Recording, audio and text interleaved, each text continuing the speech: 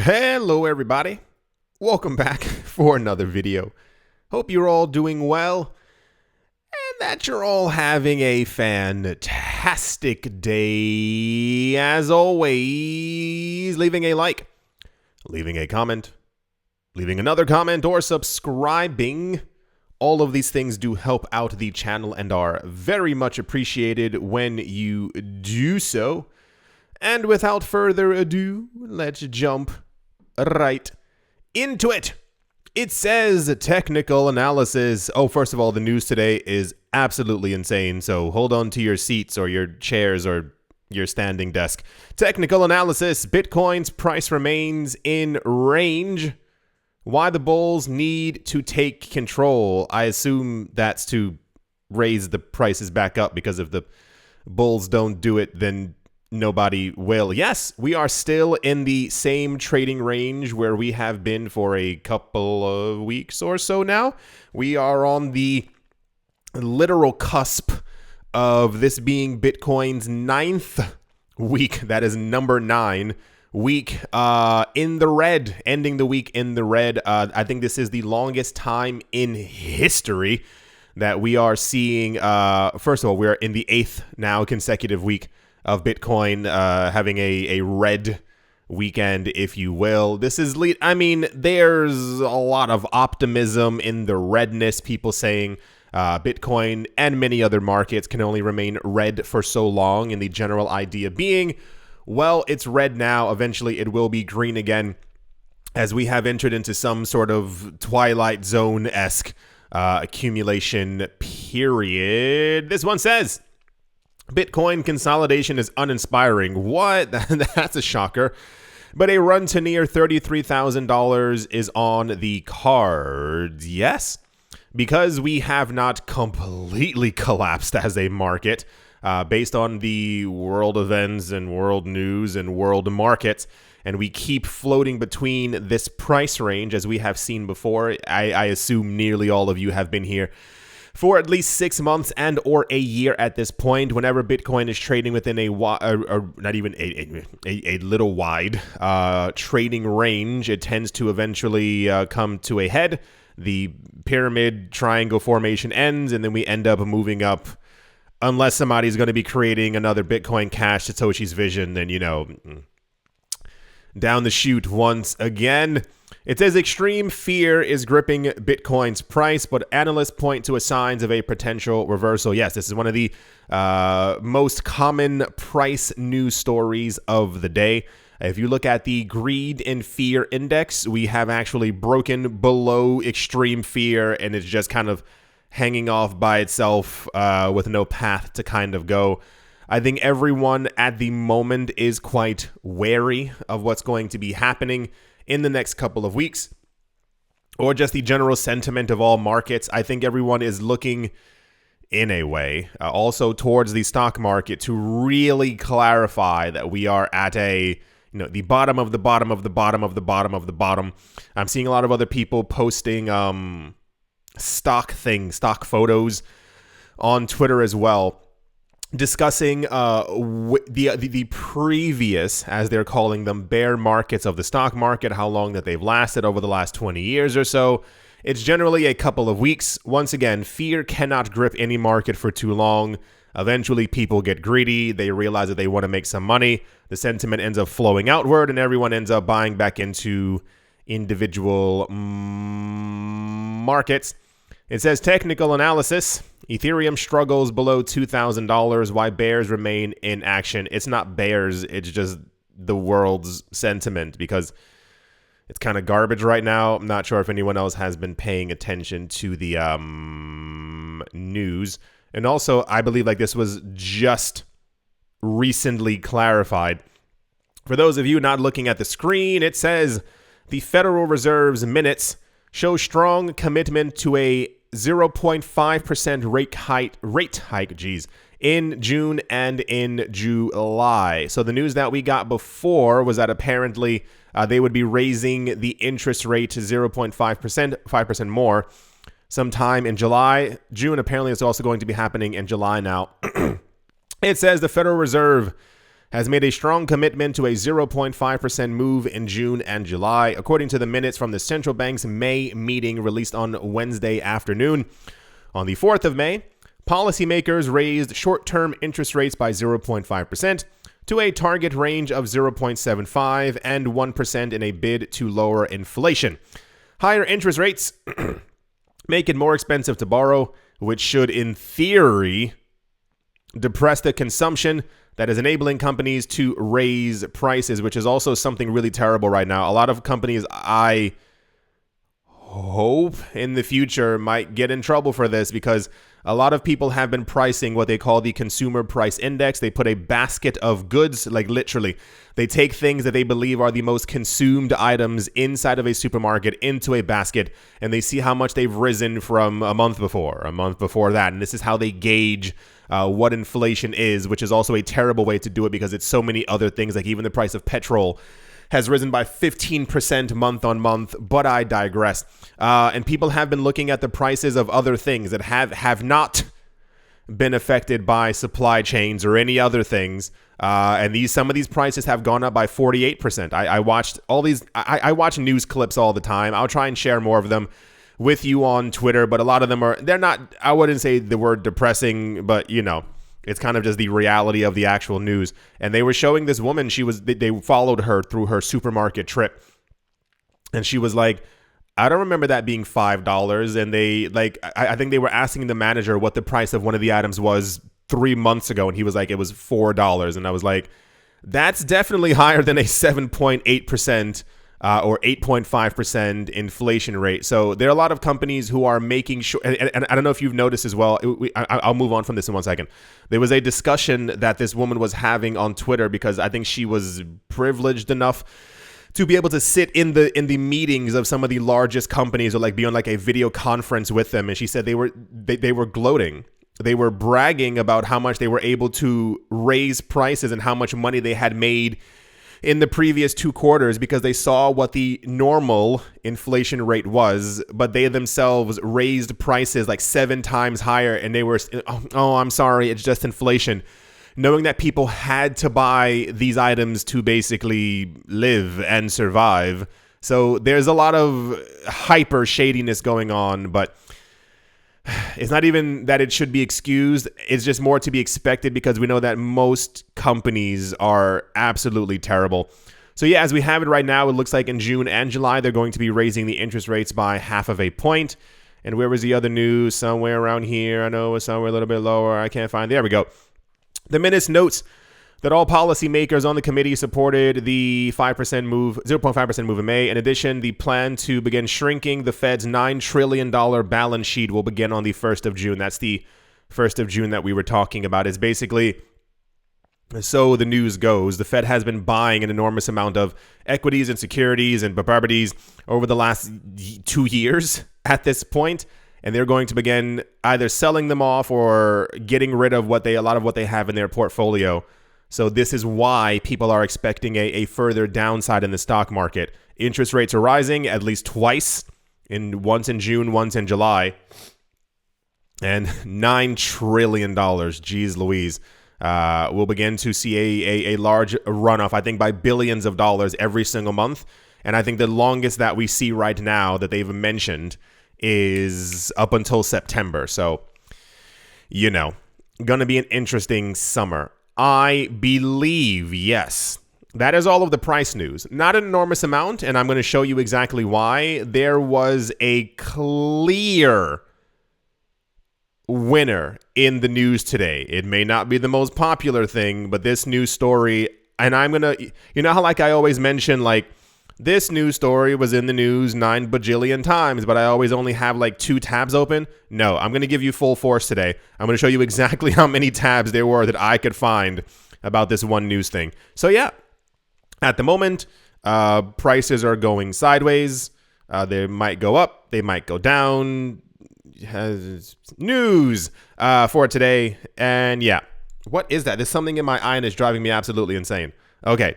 I was walking, it's crazy. I was walking home yesterday. First of all, I left the house and it felt like a rock hit me in the eye. I know it wasn't an actual rock, But if it was a pebble of something, and I was rubbing my eye the entire time. Go to the supermarket, come back home, and I kid you not, it was the biggest piece of pollen I've ever seen in my entire life. And I was trying to like matrix it out of the way as I was walking, and I couldn't, and it kept on swerving with the wind. I wear glasses. It went around my glasses and got into my eye. And I was like, why? Why pollen? Why would you do that to me? What have it went into my eye. Absolutely. It's just completely terrible. So I had flashbacks right there. And without further ado, yeah, let's move on. I know I'm crazy. It's fine. Let's move on. This is why I think there wasn't a lot of price news. I'm not even joking, because everyone was just talking about this. For those of you not looking at the screen, it says the Terra blockchain is gearing up for Terra 2.0 tomorrow. Right, tomorrow, but without the UST stablecoin. In one of the crazy, it's been like 3 weeks. This is the wildest news I've ever had in my entire life. After the Terra blockchain faced one of the, if not the biggest, crypto crashes, with Luna and their stablecoin trading below $1 earlier this month. Now it appears like the Terra Luna founder, Do Kwon, and his team are finally set with the revival plan for the Terra ecosystem. According to the statement, Terra 2.0 is a new chain and will be introduced on Friday, the 27th of May. The news that we got before was apparently the original proposal was to have a coin burn for Terra, as we know it right now. Then the second proposal was to have a hard fork of the original chain, but apparently it's going to be a brand new chain that I believe they are simply calling Terra 2.0. The Terra ecosystem has voted, they said, to adopt Proposal 1623, asking for the birth of a new blockchain according to the release. The original blockchain will be split apart, apparently, with the previous chain being dubbed Terra Classic. According to the planned proposal, Terra will be the name of the new blockchain, which will be free of stablecoins. I wonder why. Did something happen? So now the old Luna token will be known as Luna Classic, while the new token will be known as Luna. Do Kwon and his team determined on Thursday that all holders of the previous Luna and Terra stablecoin coins would get the new cryptocurrency by an airdrop. Right, this is why this is the most popular news story of the day. The verification of participants will be based on snapshots of the previous Terra network. And here's the tweet right here. For those of you not looking at the screen, it says Luna, the new Luna, will be airdropped across Luna Classic stakers, Luna Classic holders, UST stablecoin holders, and essential app developers of Terra Classic.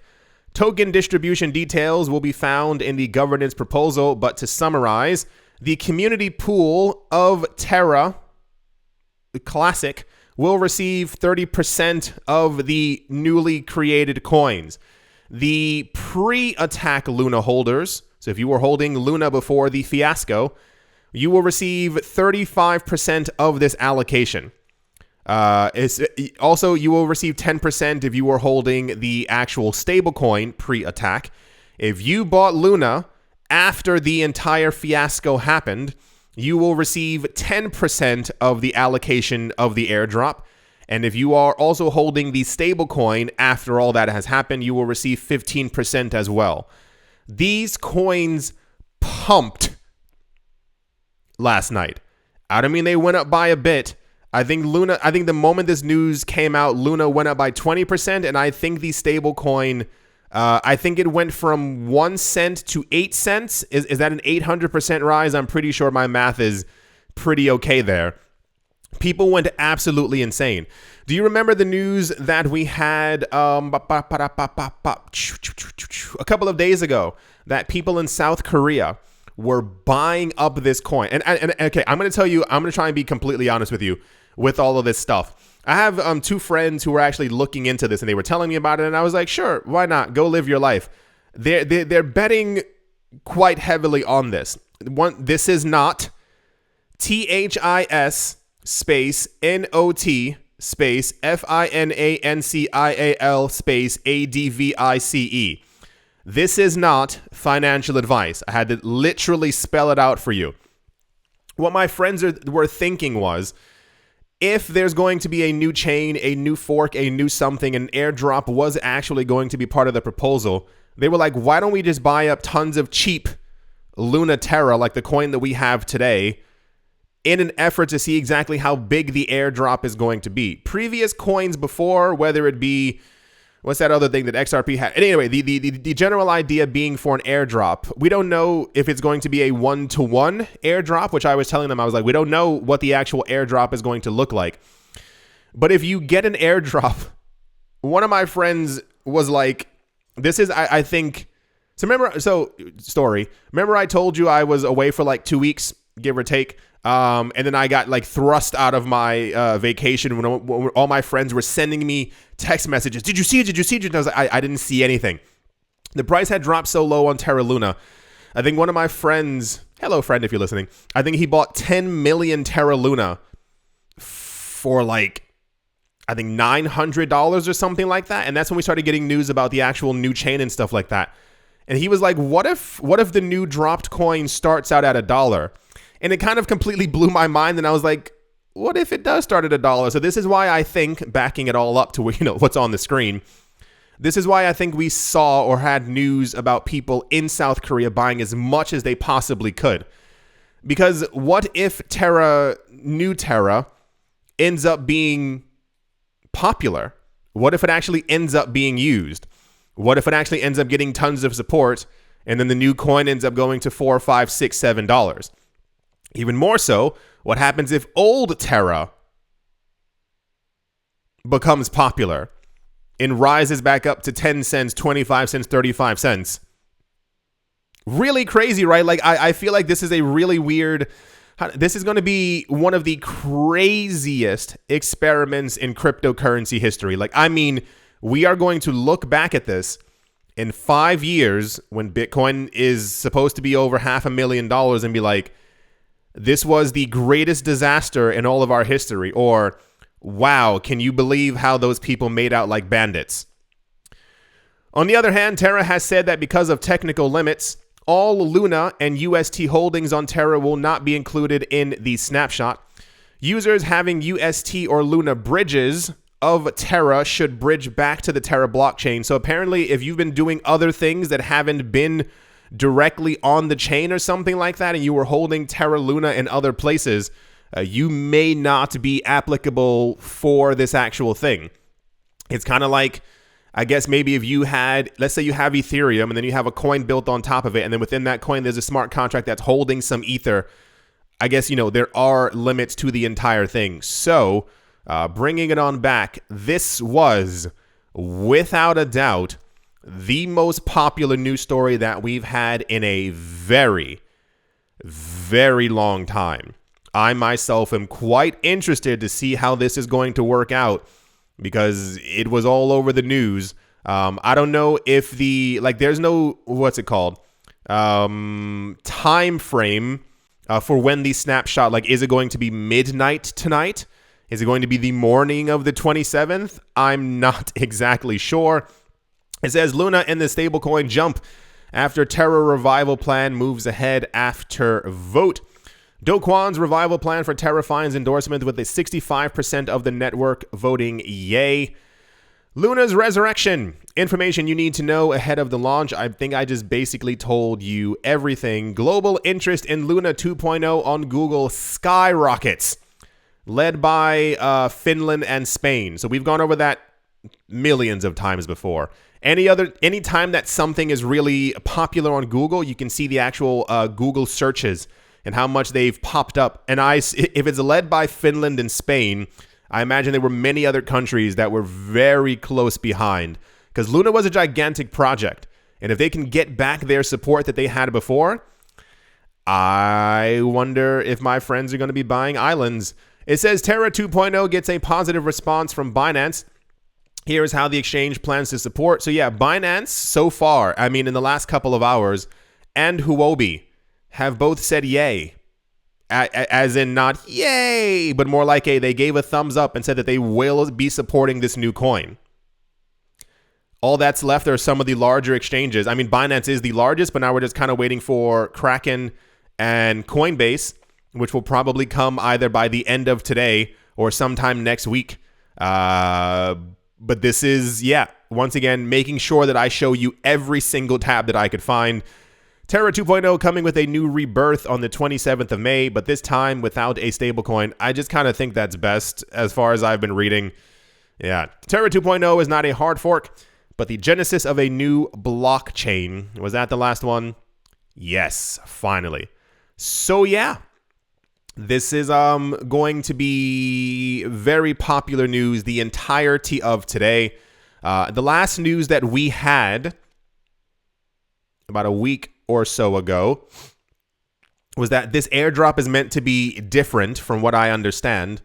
Previous airdrops from other coins, not on Terra Luna per se, but on other blockchains were typically you hold 5 Ether.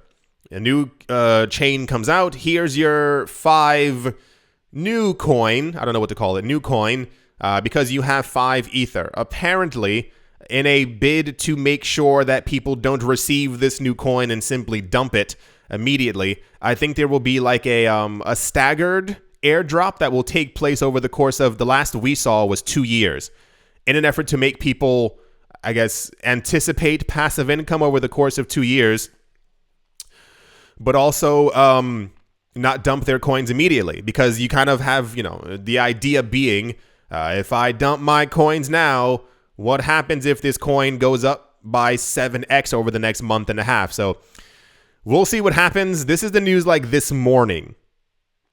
So I can't even begin to imagine what other news we're going to get as the day goes on. But yes, that's the Terra Luna 2 is not a hard fork, but a brand new blockchain that they're going to be calling Terra. And the older chain is going to be called Terra Classic. News, airdrop, team, photo, and without further ado, let's move on.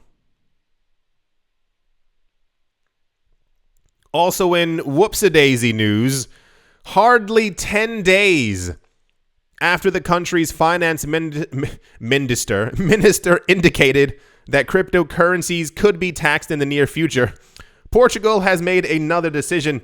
The latest move on Portugal crypto tax comes after the government placed its budget for 2022 in its parliament on Wednesday. On the 16th of May, Portuguese Minister of Finance Fernando Medina said several countries have been building models around crypto taxation. Prior to the announcement, the country held the rare distinction of being a tax haven.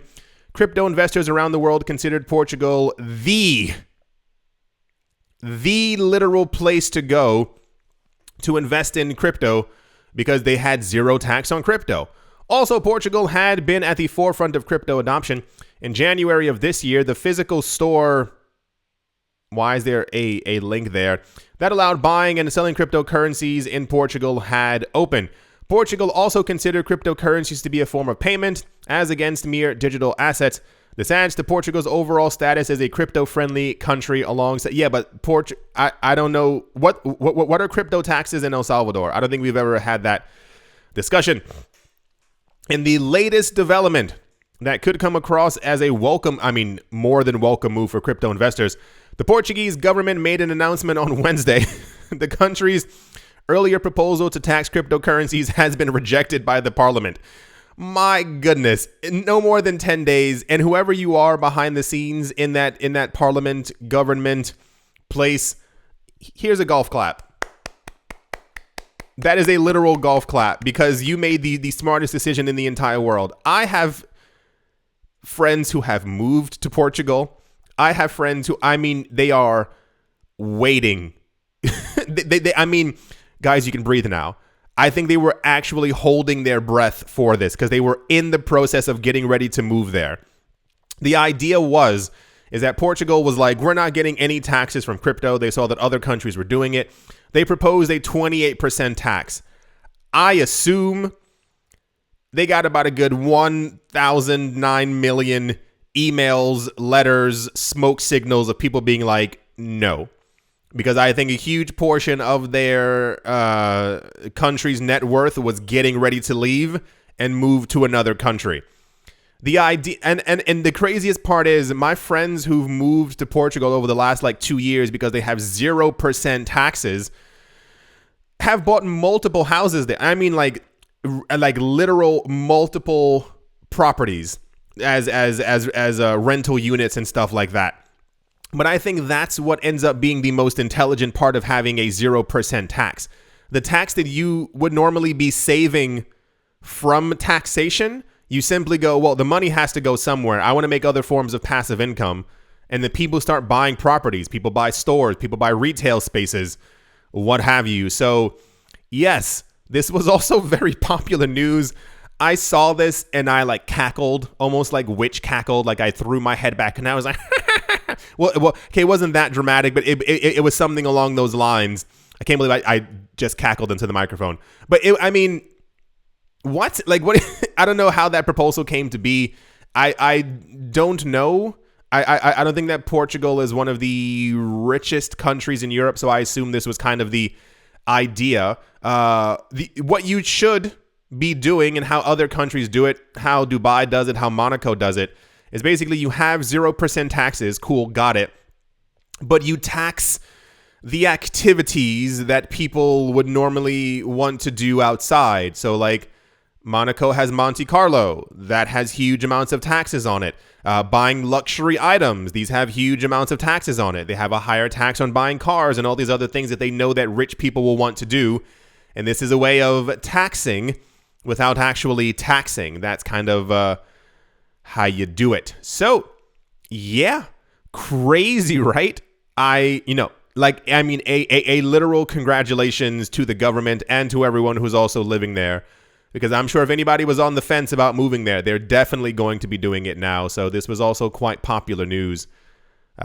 Crazy, right? Imagine if every other country was as proactive. Like if they saw that their citizens didn't want something and they were like, wait, okay, maybe no. But, that's not how every country is. Good job, Portugal. And without further ado, let us move on. And also, this news was, you want to talk about popular news? This one, I wasn't taken aback, but the way that so many people opened their arms to JPMorgan Chase, I was like, you guys have no moral compass, because JPMorgan Chase talks negatively about our market all the time. But they say one nice thing and everybody's like, brother, please come embrace me. It says, despite the crypto bear market, JPMorgan believes that Bitcoin is grossly undervalued. The bank today repeated its appraisal of Bitcoin's fair worth of $38,000, which it awarded the cryptocurrency in February when it was trading around $43,000. That is almost a 28% increase over the current price of 29 something or other thousand US dollars. Crypto has surpassed real estate. That's right. As one of the bank's favored alternative assets, or assets that don't fit into traditional categories such as equities and bonds, according to a note released on Wednesday. It also stated that it believes that $38,000 is a fair price for Bitcoin. The sum being, once again, I don't know why they wrote that twice, 28% higher than Bitcoin's current price. The bank's strategists, with an S, including Nikolaos Panigritsoglu, wrote in the note, the past month's crypto market correction looks more like capitulation relative to last January and February, and going forward we see upside for Bitcoin and crypto markets more generally. Surprise! JP Morgan is probably holding Bitcoin. JP Morgan is probably into Bitcoin, and JP Morgan's strategists even replaced real estate with Bitcoin as their favorable investment. This, of course, if it wasn't for the Terra Luna news, would have been the most popular news story of the day. JPMorgan has said that Bitcoin's price is too low. It should be a lot higher, at least 28% higher, as they are saying. And they have shuffled around. I think they have, it's not called long and shorts. I forgot what JPMorgan calls it. But you know, they're I think it's weighted. Is it called weighted? Weighted assets. And they believe that Bitcoin is currently in a position to move far higher or have greater gains than real estate. Very popular news. Once again, this is still JPMorgan Chase, who has, pushed us into the mud at least 840 times since around 2014. At least. So they say one good thing about the market, and everyone completely loses. And this was everywhere. We all know that Bitcoin is undervalued. We know that the cryptocurrency market should be a lot higher. We don't need JPMorgan Chase to tell us that it should be higher. However, I will say I do appreciate them being realistic and putting Bitcoin ahead of real estate because, you know, it's not just logic, but it's also like percentage logic, you know. Bitcoin, what's the numbers? English. I think Bitcoin is up by, is it 5 or 6 million % since its inception? I think that those are the literal numbers. Like, I'm sure you can find the chart somewhere or like a website talking about it. I think it's millions of % since it was first released. No other asset has or will ever probably do that ever again. Who knows? You know, the world is kind of weird, but so definitely. Anyway, that's the JPMorgan believes that Bitcoin should be around 28% higher and something real estate Bitcoin. And without further ado, let's move on. Also in the news, this was also quite popular. Not as popular, but it was still up there. A Silicon Valley-based investment firm is launching a massive $4.5 billion digital assets fund as crypto markets continue to see widespread stagnation. According to a new letter penned by Andreessen Horowitz general partner Chris Dixon, the venture capital giant is launching the latest fund because the world is entering into a golden era of Web 3.0 development. We also had, it wasn't from Andreessen Horowitz, but we've had that sprinkled the last couple of days as well. There was a bank who recently said that. Remember the news that we got Monday? There was some bank who was like, he actually likes that the cryptocurrency market is going down. He hopes that a lot of altcoins get flushed out. The idea being, back in 1999, everyone was like, yeah, internet. And then 2000 happened. We had the dot-com bubble burst. Everything collapsed. And he said it's because of that collapse that we now live in the world digitally that we live in now. It's because everything was, you know, all the fluff disappeared from the market. And everything that we have now were the titans who hung on, the Amazons, the Googles, the Yahoos. I mean, Yahoo's still really big, you know, not in the West, but still pretty big in the East. And these companies are still around and they're worth trillions of dollars now. So that's kind of the idea, you know, flush away the market now, let everything completely collapse so that we move into this new utopian cryptocurrency space. He said since the advent of computing in 1940s, there has been a major computing cycle every 10 to 15 years, including personal computers in the 80s, the internet in the 90s, and mobile computing in the 2000s. We believe blockchain will power the next major computing cycle, which we call crypto or Web 3.0. We think we are now entering the golden era of Web 3.0. Programmable blockchains are significantly advanced, and a diverse range of apps have reached tens of millions of users. More importantly, a massive wave of world-class talent has entered Web 3.0 over the last year. They are brilliant and passionate and want to build a better internet. According to Dixon, Andreessen Horowitz will use the funds to invest in emerging Web 3.0 technologies such as metaverse games, decentralized finance, social media protocols, NFT communities, decentralized autonomous organizations, as well as new applications for zero knowledge roll-ups, which I believe are, what's the word? Things that, why can't I find the word? Scalable technologies. There we go. That make blockchains scalable and make them more usable and more robust. Because we also had, I think, ZK rollups for Ethereum. I don't know if they ever end up getting them, but that was kind of the news, at least back then. Yeah. So this was also quite popular news. I mean, hint here. We keep getting all this massive accumulation news, and not many companies or people would be launching a $4.5 billion is an egregious amount of money. Do you understand how much money that actually is? I sat with a friend, this was 2 weeks ago, when I was trying to explain to her how big a trillion was. To be fair, I think English is like her fourth language, so I let her have that one. Think of $100. Think of $1,000. Think of $100,000. Think of $1 million. Think of how life-changing $10 million would be. $10 million. Think of $100 million. Think of $500 million.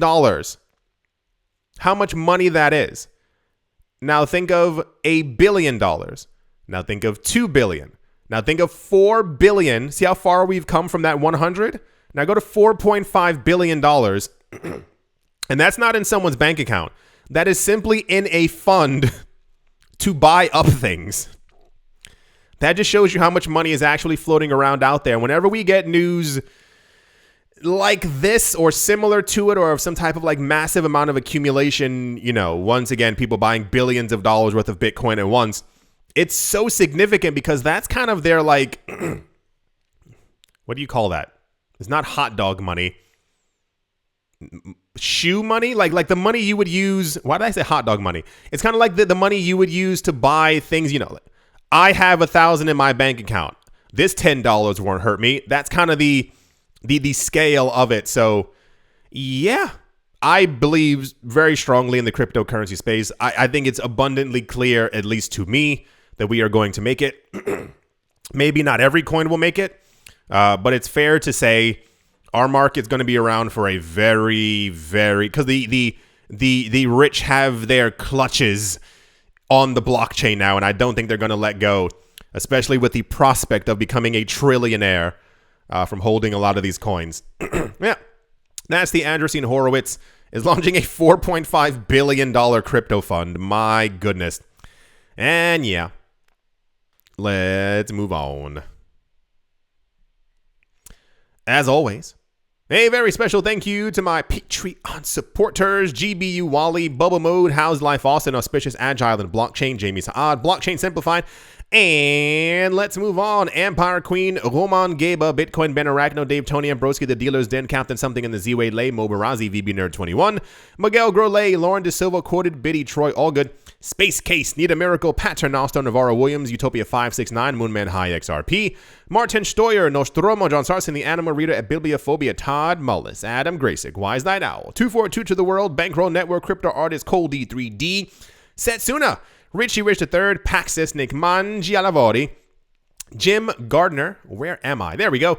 Jeremy Fox, Minting Coins, Yes to Crypto, Bodemic, Boatface, Anytime Fitness, Monk's Corner Staff, Bake Me a Cake, Tigger, Macho Nisa, On Crypto with Lionel, and Crayola Michelle URL. Thank you all very, very much for your continued support. Thank you to everyone who is a member of the channel who clicked the little join button below. Thank you to everyone who is a clicker of affiliate links. Thank you to everyone who left a like. That was a hint. Thank you to everyone who left a comment. That was also a hint. And thank you to everyone who is still here listening to me like actually ramble on about the space. Bitcoin is currently down by 1.21 percentile points.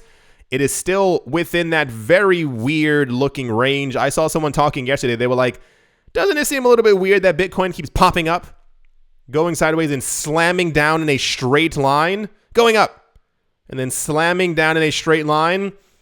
Seems a little weird if you ask me. Ethereum is currently down by 5%. Not really sure why. 5% is a little strong, I might say, especially if I could stop slamming my mouth into the microphone, I'd be so happy. Especially with all the news that we've been getting about the upgrade, which is allegedly not too far away. I think everything's in the red. I didn't look for any real stock market news. I know the stock market also isn't doing too hot right now. Tron is up by 12% in the last 7 days. Unised Leo is nearly up by 1 percentile point. Uniswap is up by 10% in the last 7 days as well. Monero is up by just around 24% in the last week. Ethereum Classic. This is why people are a little excited about the whole Luna Classic thing, because Ethereum Classic is still being built on. It's still being used. So, you know, is almost up by around 13% in the last 7 days as well. VeChain Thor is up by 4.6% in the last 7 days. Tezos is up by 22% in the last 7 days as well. Crazy. Sandbox has spiked. Jeez Louise. Sandbox is up by 10% in the last day and almost 19% in the last 7 days as well. That's a little insane. There was no Sandbox news, and it always happens this way. There's always something happening behind the scenes with one of these coins that we don't know about. The coin ends up popping up and we end up getting news 2 days later, kind of thing. It's always the same. KuCoin is up by 10% in the last 7 days. Aave is up by 20%. Jeez Louise. In the last 7 days, Clayton is up by 10% in the last 7 days. Zcash is down by 11%. And yeah, the Terra stablecoin is up by 34% in the last 24 hours. Even crazier. You can see like a spike right here. So I assume that was even higher. Almost near the top 50. Yeah. Kind of crazy, no? We'll see what ends up happening. I assume Luna itself is nowhere near the top 50, 100. I'm not really sure.